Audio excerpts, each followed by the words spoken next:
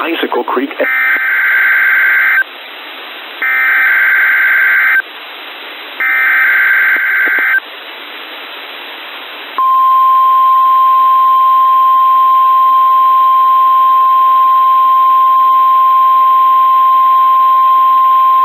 This has been a test of the emergency alert system conducted by the National Weather Service Office in Spokane, Washington.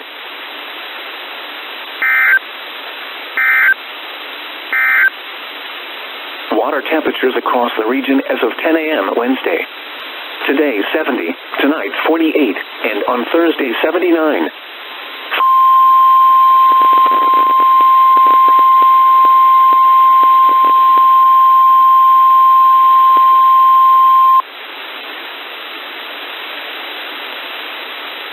This has been a test of the NOAA Weather Radio Tone Alert device.